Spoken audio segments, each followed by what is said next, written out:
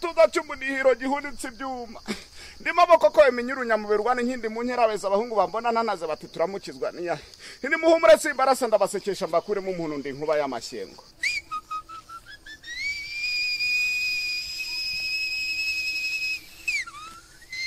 ireka ndiri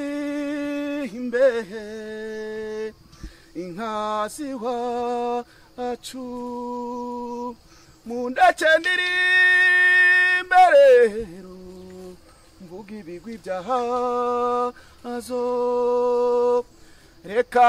ndiri imbehe inkazi wacu mundeke ndiri imberero mvuga ibigwi byahazo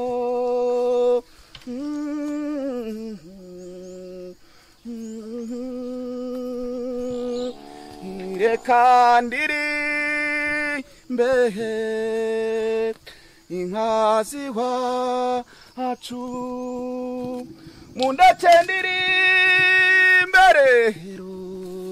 mvuga ibigwi byahazo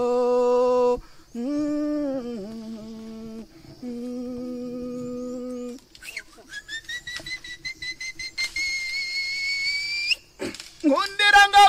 ngabo yanze uruhinja mu ruhinza rwacu irimwe yateye se basora agahinda yijihije mutari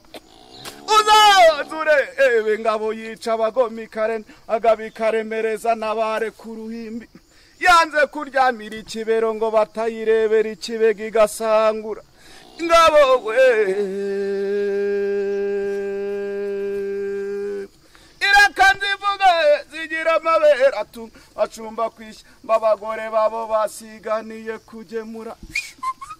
mucumba ntukarara umuhondo mfizi ntukarara isu bamugore mwiza ntukarara umunwa nawe mukobwa humurire mborizagobora ishgo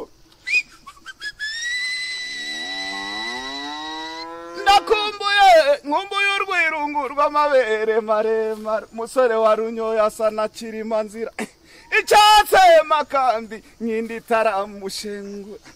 inagitare gitabaje umukondo mwibondo umukobwa wayinyoya akazayigaramira ingabo we itakumuco ishyamba ryananiye abarije n'abarije ndabahiye ibirenge ireka nzivuga idore inkazi wacu nizishaka urwoyo zishaka amari bahiye zirakamwa diridiri izabati ndizigakamwa donyidonyi umugabo kajuga yaranceceze cyane inagiye kumwaka imijumbajumba ngo yeri senga mihigo mazaranga imaze mu gitondo arazinduka ngo nimuhiki muri umugore we yarayamuhandishije ikibero ingabo we